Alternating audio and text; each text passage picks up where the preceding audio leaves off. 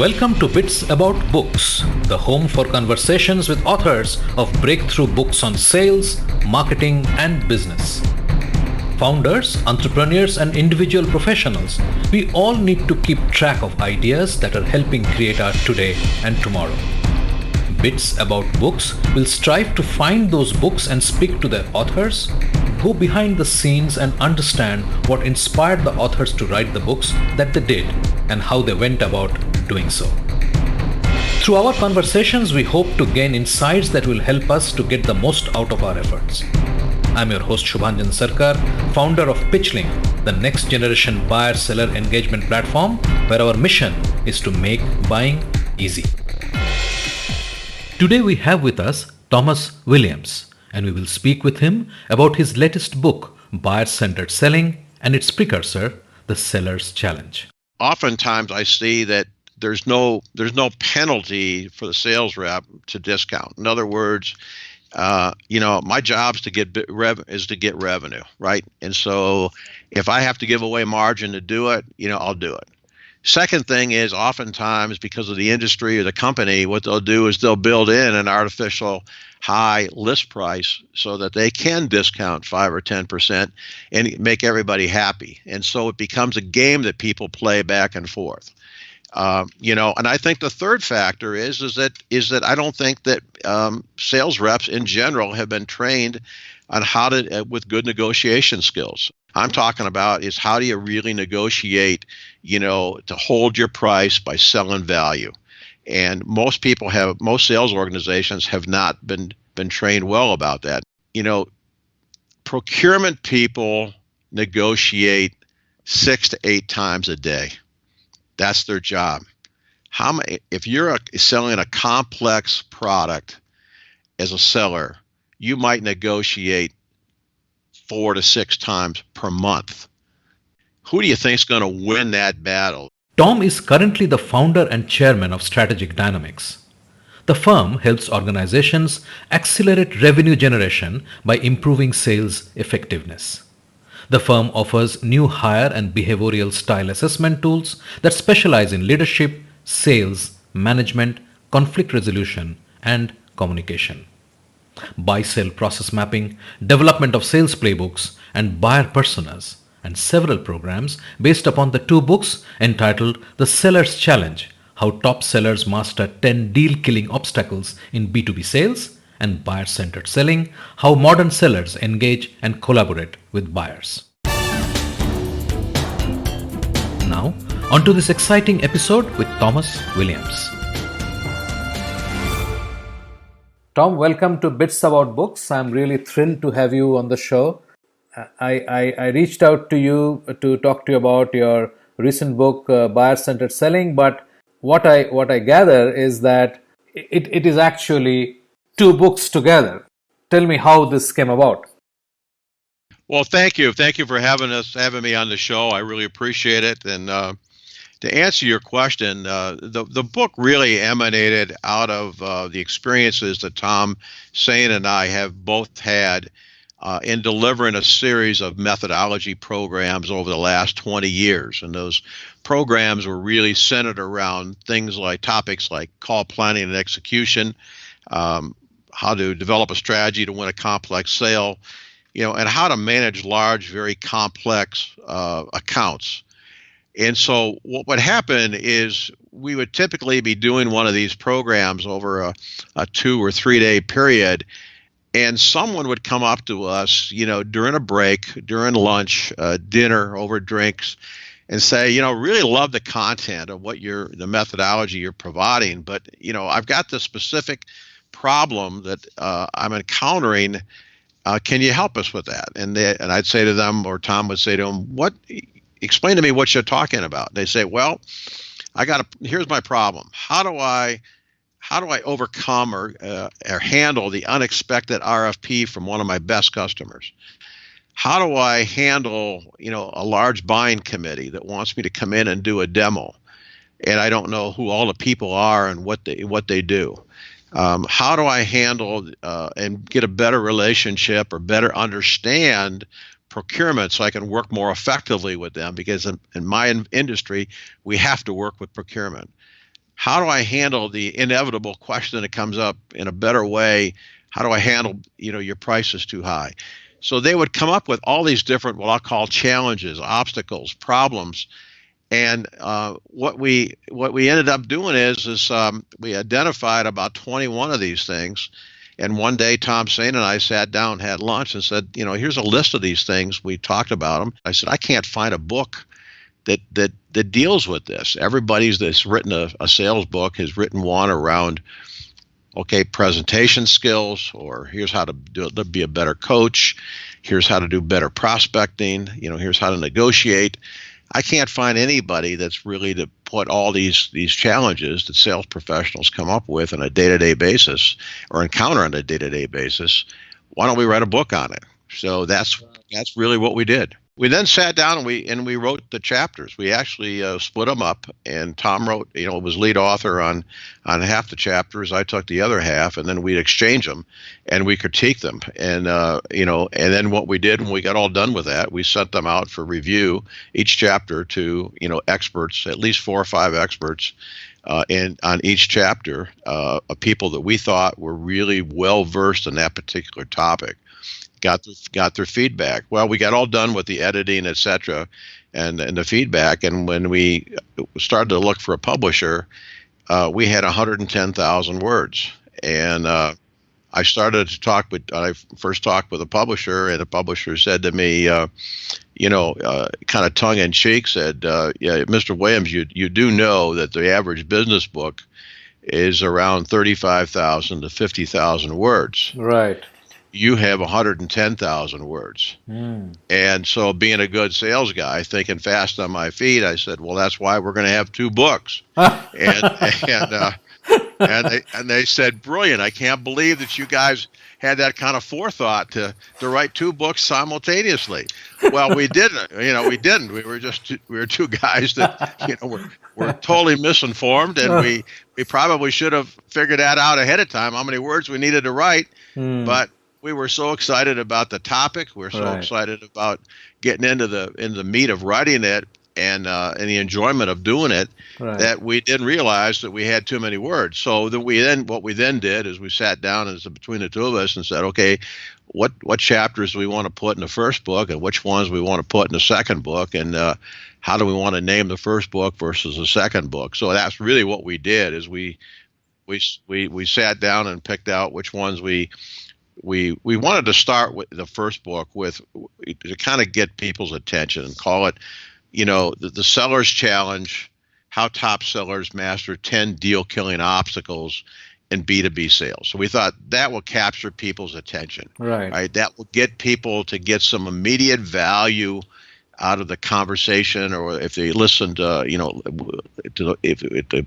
audiobook, or if they bought the book and read it, they'd get some immediate value out of it. And then when we came with the second book, what we tried to do was to tailor it more around buyer-centered selling, how modern sellers engage and collaborate with buyers, with the idea being is, let's really take not only the problem from the seller's point of view, but let's look at it, the challenge through the buyer's eyes. Right. So we understand what the buyer is going through and really talk about the challenges and overcoming the challenges, not just through the sales rep's eyes, but also from the buyer point of view. What is that buyer looking for when they engage, with a seller, and how has that changed? How has buying changed, in the last 5 to 10 years? And so that's where the first 2 chapters really hit that very, very hard in buyer-centered selling. So tell me, I want to just take a little step back, and I want to know a little bit about your methodology that you normally teach. I mean, what does that encompass really? Well, typically we were teaching, a methodology around how to effectively, plan and execute effective sales calls. And and the second one methodology was, how do you develop a strategy to win a complex sale? And then the third one would be, how do you manage large, very complex, important accounts? And so those were, and then there were coaching programs around each of those three programs. So typically we were teaching, the what to do, not necessarily the how to do it. The challenges really got into more of the meat and bones of, okay, how do I do this? What are the steps I need to do to be more effective in handling this particular situation?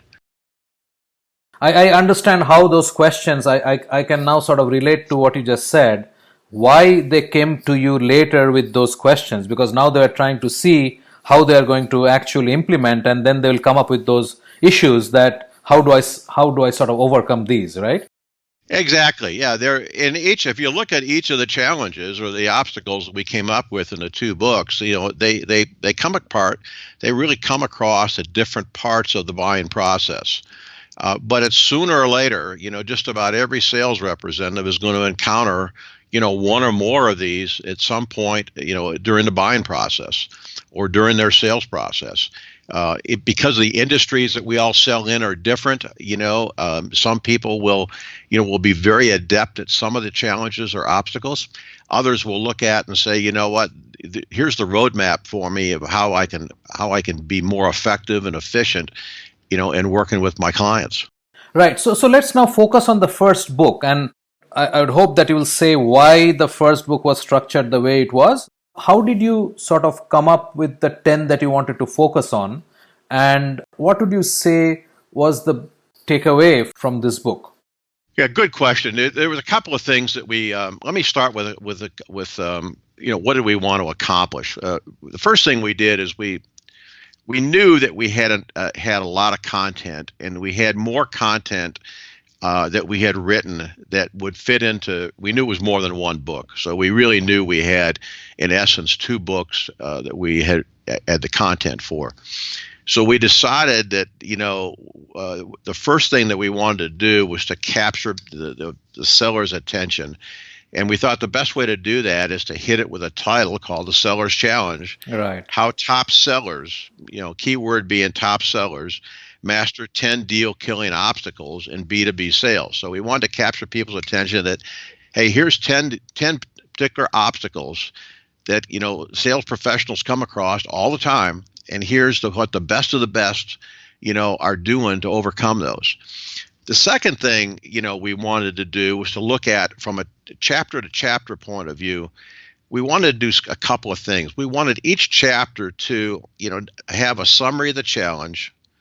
We wanted a story that would, illustrate the challenge so that the reader could immediately identify, with what was the challenge and say, you know what, this makes sense to me. I've had similar type situations, or this is exactly what's happened to me.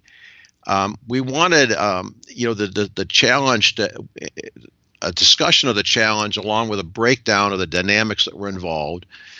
We wanted an illustration or some type of drawing that would bring the points to home. And then we wanted the solution and best practice, along with recommended actions.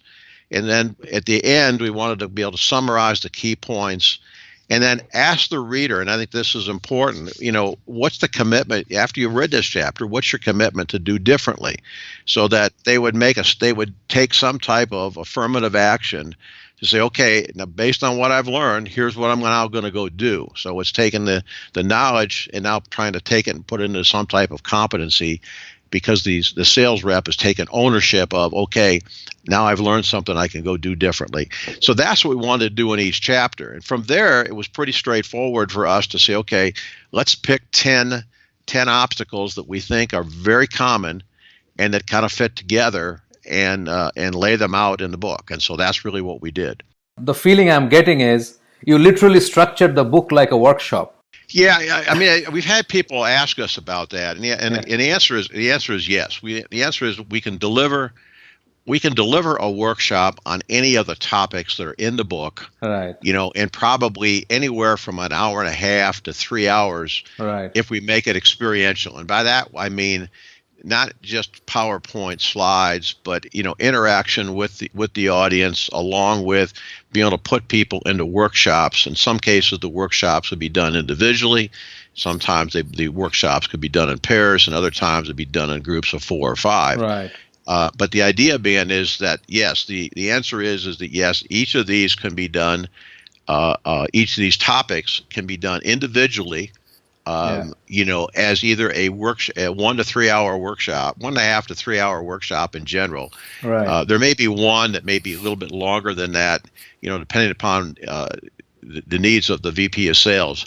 Right. But the idea is, yes, it could be done virtually, Yeah. taught Yeah. virtually, like over the web, or it could be Yeah. done in a classroom setting.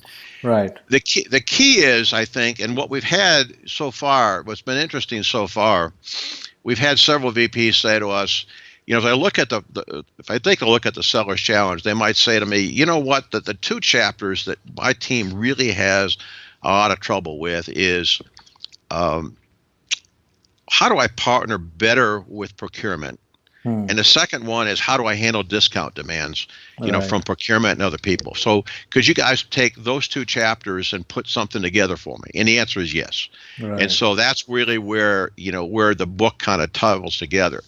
And so it's interesting, if you look at the title of the chapters, if you were an individual top contributor, you might say to yourself, you know what? I'm good. I consider myself to be good with chapters 1, 3, 5, 7, and 9. I think I've got that content down cold. But, chapters 2, 4, 8, 10, and 11, those are the ones, or 8 and 10, those are the ones I want to focus on. And if that's all that somebody wants to do, we're fine with it. Each chapter stands on its own. And so as a result of that, the reader can read the entire book from cover to cover, or they can pick the challenge or two that's important to them, Right. and just make this like a tactical field manual and go and say, okay, I want to just read this. Maybe they only come across, working with committees once in a while. To take the chapter, read that chapter on committees, a couple of weeks before you got to do your presentation, and be better prepared for what you're going to do when you go in and actually meet with the committee. Let's focus on these two in-demand chapters related to procurement and price and discounting issues. When you look at these two topics today, do you see some changes in the marketplace? Let's start with procurement. Well, I think procurement is the hot button, and really the Achilles heel, I think, of most sales professionals. I think generally when I talk with VPs of sales, they will say, stay out of procurement. Do whatever you got to do. Don't go to procurement. All they're going to want to do is beat you down on price. And in general, I don't disagree with that philosophy for a couple reasons. One is if you look at it through the lens of the procurement people, and I'm going to use procurement in a generic sense that encompasses both purchasing as well as sourcing. So it's kind of an umbrella term that covers both those topics. Every dollar that department saves drops straight through to the bottom line. So if you run the math on it, if you've got, if you're trying to improve, revenue by your bottom line by X percent, you can either grow your revenue, by a large amount, or you can cut a lot of cost out. And so there's two ways to get there. And procurement is now the darlings of the C-suite, because they can impact, through cost reduction, improve profitability. And so that's the one thing that, I think sales VPs understand, is that if you have to look at procurement, that it's just their job. They're trying to get the best price, but they also want to make sure they have an internal customer that's satisfied. So one of the things that we did in the book is we took we put it in the chapter on procurement, is we actually plot, the impact on financial results versus the supply risk. So in other words, if I was looking at this from procurement's point of view, how do I reduce my supply risk? So I make sure I've got the right product at the right place at the right time for the right user, and giving me the right quality, et cetera. How do I do that? Well, we came up with a matrix that's called the Kralix matrix. And it's really adapted by a group of folks called by Van Weel, and then Tom Sain and I adapted it some more. And what you end up with is 4 quadrants. And what it does is it tells the sales rep that if you're on the left side of the 4 quadrants, it's all about your price. If you're on the right side, it's all about value. So what's interesting is that you can use the matrix to figure out where is procurement going to put you. Which box are they going to put you? There's 4 boxes, and if you're in the lower left-hand corner, you're viewed as a routine item, a commodity, and you can expect that they're going to beat you down on price. They're going to try to get blanket purchase orders. They're going to put you under contract. They're going to switch. They might go out, switch contracts every 6 months. If you're right above that, you're in a different box, and it's logical that they're going to say, you know what, we're overpaying for this particular type of product or service. In our opinion, we don't see the value, and they're going to leverage that. And they're going to put it out to competitive bidding, RFPs, and reverse auctions, things like that. So you've got to get over to the right-hand side of the 4 boxes. When you're in the right-hand side, you've got a chance to really sell value. So, but that gets you into the situation where you think to yourself, well, does procurement really care about value? Well, it depends whether you're talking to procurement people or whether you're talking to purchasing people. Purchasing people buy products. Procurement is more along the lines of developing relationships, and they're more probably involved with innovation, where they're trying to look at the total cost of ownership and drive down costs. So we think if salespeople really master the concepts of those 4 boxes, it'll do a lot for them. One, it'll tell them how they're being perceived internally by procurement or purchasing. It'll tell them what their negotiation strategy needs to be, and it'll tell them whether or not they can sell value. Now, this doesn't preclude them from, trying to go to other people in the organization. We think they've got to try to get to other people in the organization. But I can tell you that, I've been doing this long enough that there's certain, it could be government regulations or other reasons where the organization says, sales rep, you start with procurement. You're not getting to the end user. You're not getting to the people who are, engineers or whatever, who are defining a potential new product, to talk to them until you talk to procurement. So as much as we'd like to go around procurement, I can tell you specific companies, industries, products, services where you have to go to procurement to start with. So we think you've got to make friends with procurement, but it doesn't preclude you from taking an order if you can get around it. Procurement. So we really talk about it both ways. It's time now for a short break. And when we come back, we will hear Tom explain why salespeople lose negotiations and why thinking that negotiations are all about price is dead wrong. We'll be right back. You are listening to a Business Podcast Network original. Podcasting is the fastest growing content marketing opportunity, which is untapped. We can help you craft your audio strategy and help leverage the wide reach and easy streaming capability that the smartphone penetration provides. It is easy, it is powerful and personal. Talk to us to find out how podcasting can help you build your brand and reach out to your targets like never before. Write to us at bpn@bizcast.in. That is bpn@bizcast.in. Business Podcast Network. Podcasts end to end. Welcome back. We were hearing Tom speak about who is winning the negotiation battle. Let's listen in. Great. I can see how the flow works. Obviously, discounting and pricing sort of flows right from there. Why is it that discounting or beating the price down becomes a primary activity in this process? Well, I think there's a lot of reasons. I think one is I think that it's oftentimes I see that there's no penalty for the sales rep to discount. In other words, my job is to get revenue, right? And so if I have to give away margin to do it, I'll do it.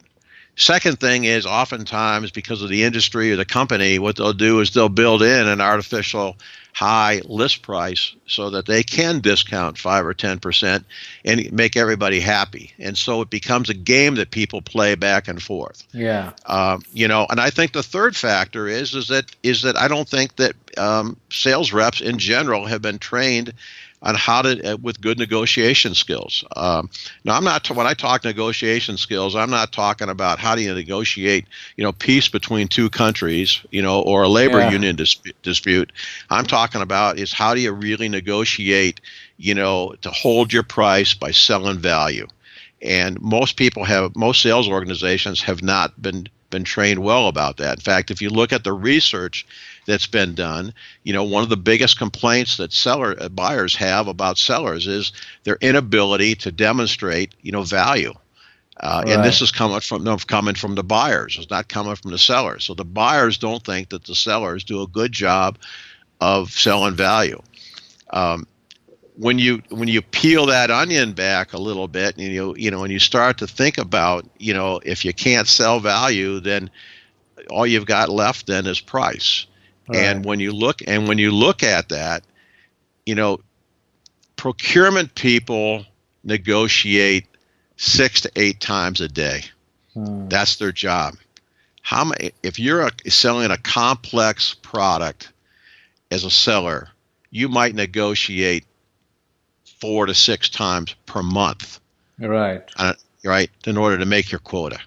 Yeah. Who do you think is going to win that battle? The guy who's negotiating 4 to 6 times a month, or the one who's going and negotiating 6 to 8 times a day? And so without some type of negotiation training, without understanding what procurement is all about, and not just that they want lower price, but really understanding what are the key performance indicators that they're measured by, and understanding that they have internal customers that they have to satisfy, and having the guts to walk away from a deal and say, we're not going to drop the price to that level. Our value is worth more than that. They have to be trained in order to do that. Let's move on to your new book, which is Buyer-Centered Selling. So this new book was not the 10 more challenges the sellers face, but it was Buyer-Centered Selling. Yeah, what was interesting is that we wanted to, in the second book, we wanted to marry sellers' challenges with buyer dilemmas. What we wanted to do was to make sure that everybody, from a sales point of view, recognized that every sales opportunity was two-sided. It presents, both challenges and obstacles for both the buyer and the seller, right? And so we wanted to make sure that we had a more of a collaborative effort, on both the buyer and seller to understand that, many of the buying processes are doomed by, lethargy, fear, and eroding internal support from the buying community. And so we wanted sellers to really understand, more of what was really going on, from a buyer's point of view. So really what buyer-centered selling does is it provides, strategies and tactics to help the buyer, address 11, different dilemmas that are likely to slow or obstruct the buying process. And when you go through, and we hope the reader will understand as they go through this, is that, buying and selling are really inextricably connected. And so each chapter is independent, but it's unified by this common denominator or common commitment to help the customer buy. It's an interesting point because the popular discourse in the world is that you are an ace salesman, you go, you walk in, you do this magic, and you have got your deal and you walk out, right? Right. And we will teach you the magic. So all the books and the podcasts and the trainings is that, okay, we'll teach you the magic. And it's really heartening to see that mainstream thought leaders like you are actually saying that it is a two-way process, and it's the other side process can be very different from what you think and define as a buyer's journey.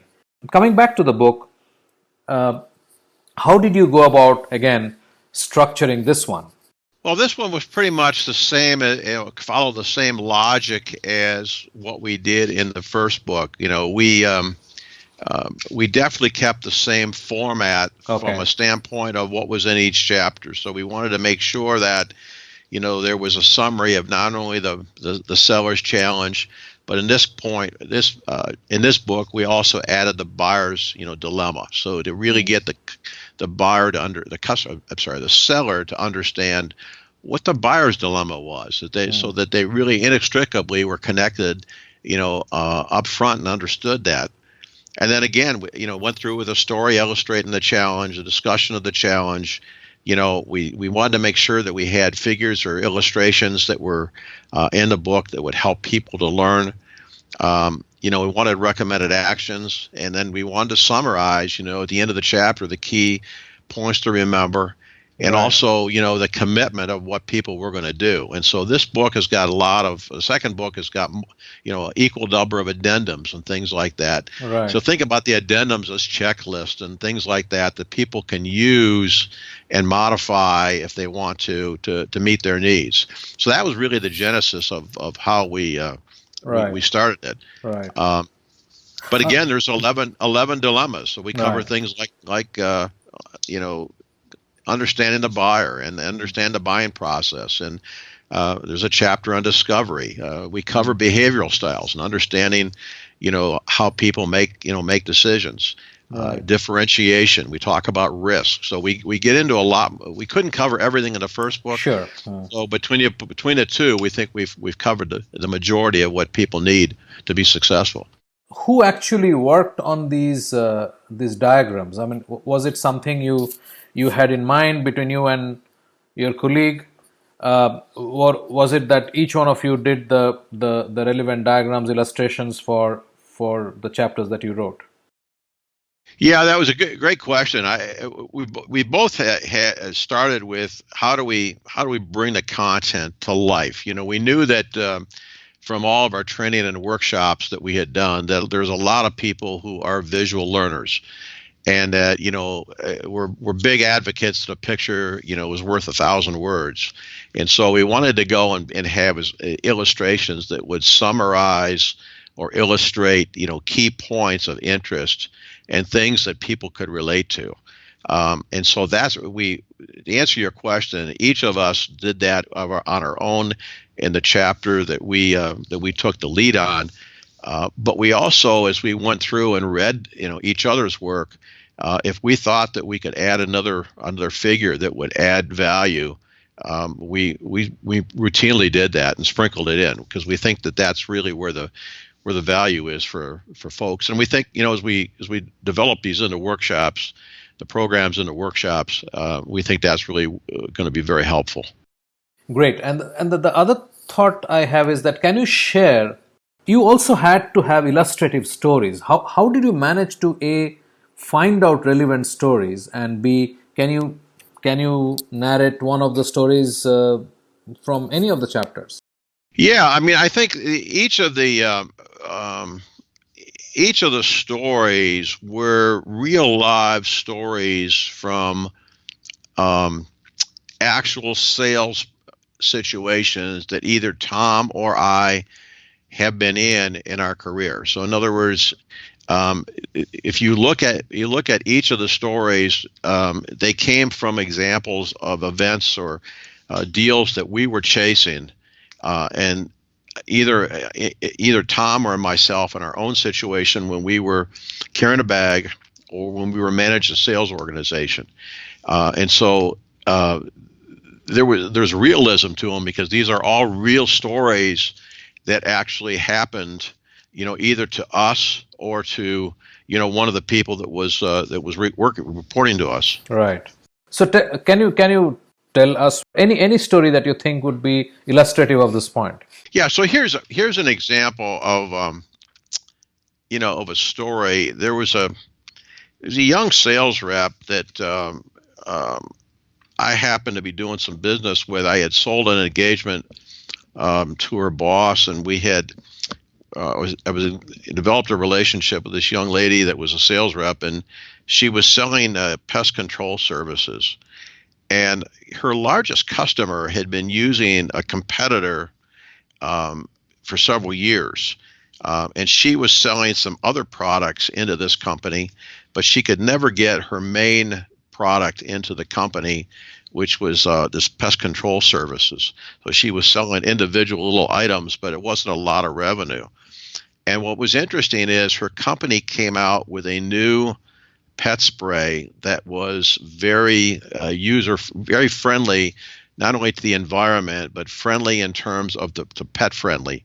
And what I mean by that is that the owner of the company always brought his Labrador Retriever to work every day, and the Labrador Retriever would run around the building, and it was joyful for the employees because they could pet the dog, and the dog would lay wherever they want, wherever he wanted, etc.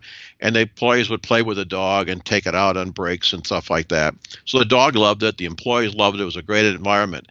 But here was the rub: once a month, when the pest control company came in and had to spray, the dog couldn't come to work that day because the pest material was not dog friendly, and it would make the dog sick.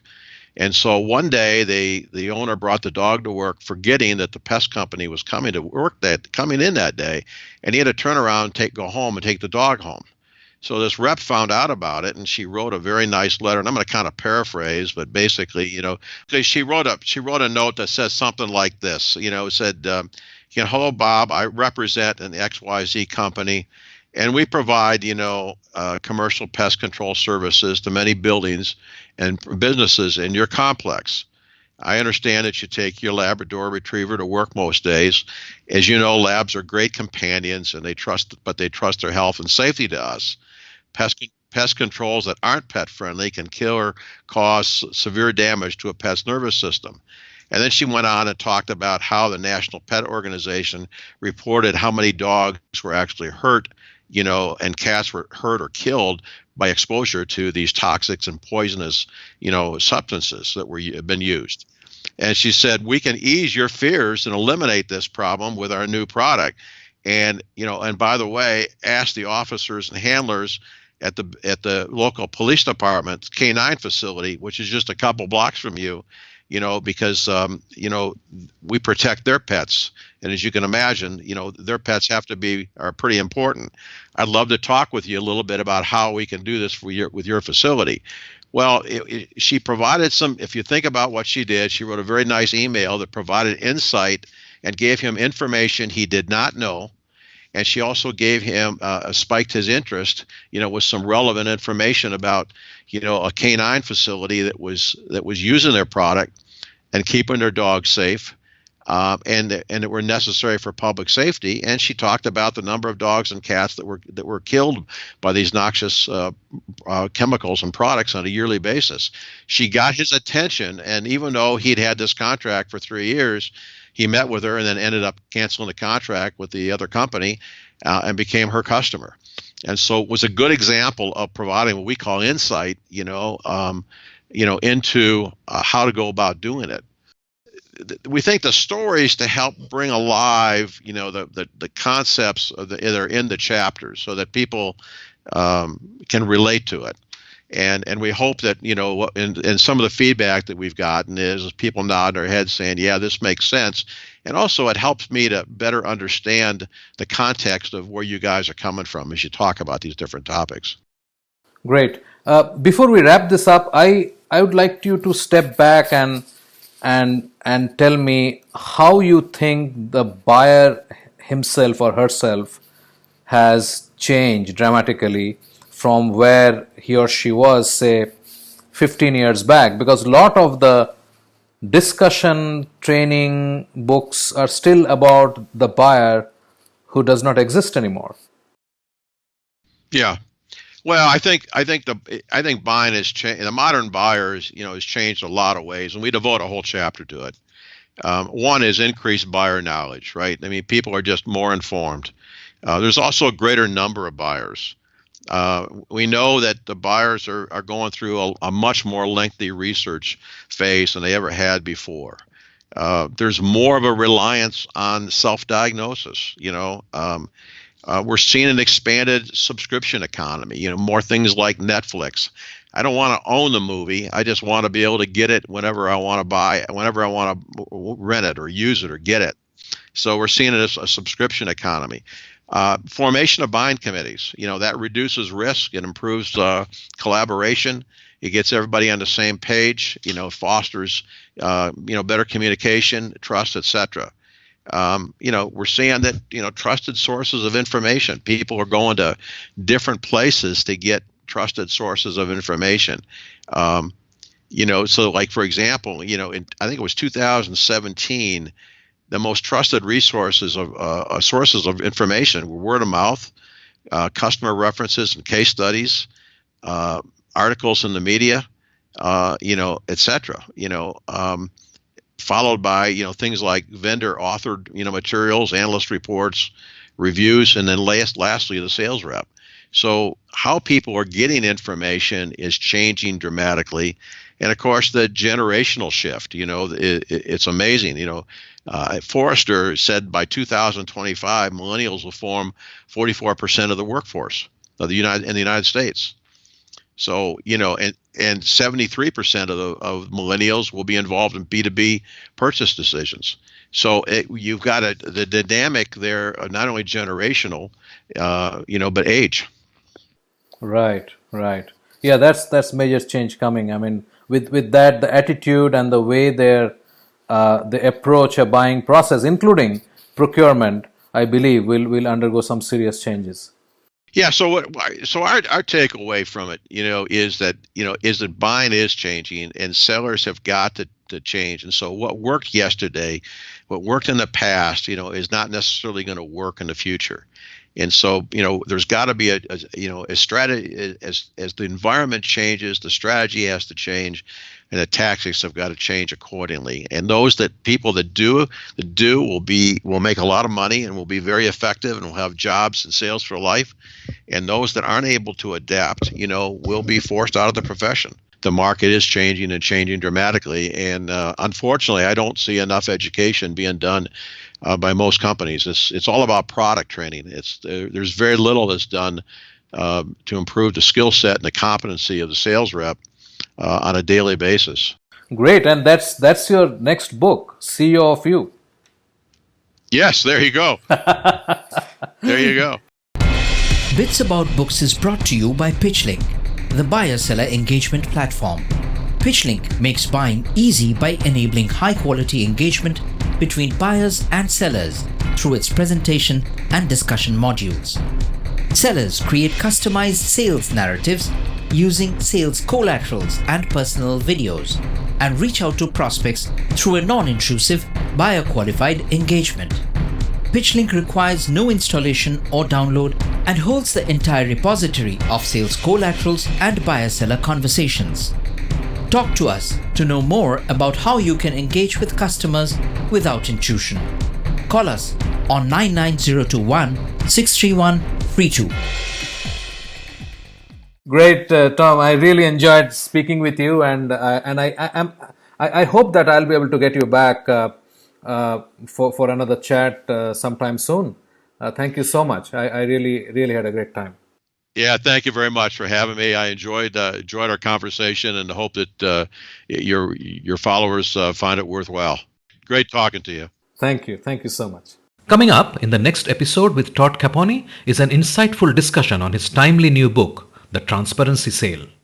We contracted with a local university, Northwestern University here in Chicago, to take a look at how consumers act and behave when they're buying something online. And so essentially when a website is acting as the salesperson. All right. So the research came back, and the first piece was, as it turns out, and this is no surprise, we all look at reviews now before we buy anything online that's of medium to high consideration that we haven't bought before. But the piece that changed my life, like literally, I quit my job and wrote a book. 82% of us specifically skip past the 5-star reviews and go right to the negatives. We seek out the negatives first. And when a product has an average review score between a 4.2 and a 4.5, those products actually sell at a higher rate than any other score, which includes a 5. So a 4.2 sells better than a 5. So I looked at this and said, all right, this is when a website is acting as the salesperson. What happens in human-to-human B2B type sales? And I went on this journey to find out, and I uncovered this whole treasure trove of neuroscience research around how our brains are wired to make decisions, and realized that so much of that, most of it hasn't made its way into sales yet. And so I had this theory tested it a few times, and it turns out when we lead with transparency and embrace our flaws early in a sales cycle, realizing 82% want the negative first anyway, when we do it in human-to-human sales, magic happens. We have a fantastic lineup over the next couple of weeks with great conversations with Justin Roff-Marsh, Tyler Menke, Brant Pindivik, and Amos Schwartzfarb. Stay tuned. Thank you for being with us today on Bits About Books, where we talk to authors about breakthrough books on sales, marketing, and business. We hope this conversation helped inform and motivate as we all navigate a rapidly changing business environment. For us, these are enlightening conversations enriched with knowledge and expertise. We encourage you to go out and buy the book to learn firsthand and implement some of the great ideas we discussed today. We hope to have you with us again in the next exciting episode of Bits About Books. If you liked what you heard, subscribe to the show in your favorite podcast platforms like iTunes, Google Play, Spotify, or wherever else you get your podcast from, and give us a rating while you are at it. This Bizcast original podcast is produced for PitchLink, the next generation buyer-seller engagement platform, where the mission is to make buying easy. Hosted by Subhanjan Sarkar and produced by Rajiv Aditya. See you next time and have a wonderful day.